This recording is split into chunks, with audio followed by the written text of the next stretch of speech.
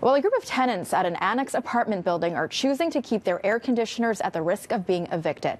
The tenants, many of which have been there for decades, argue that nothing was in their original rental agreements, saying no air conditioners are allowed, and they feel the property management's reasons for the eviction isn't valid. I've been here 49 years. I like this place. I like the building. And for all of us, this is very important. This isn't a building.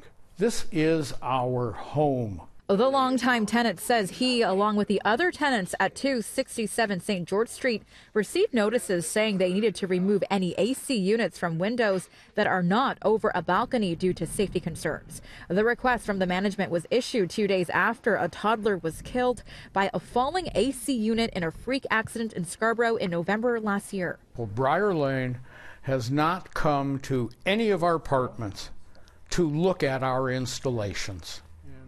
That's one thing that might help. But the fact of the matter is we've installed our air conditioners safely. Briar Lane is demanding their removal for no real good reason. You think they're being unfair? Yes. The eviction notice was issued a few days later, stating Yoles had to leave by December 31st.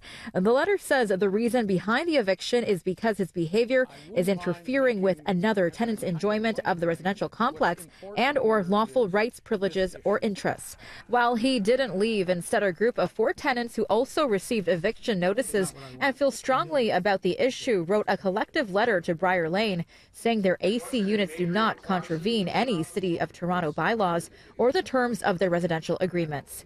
According to the City of Toronto website, no building permit is required to install a window air conditioner in a rental unit or privately owned home, but it says tenants should consult their lease agreements to determine if they are permitted in the units.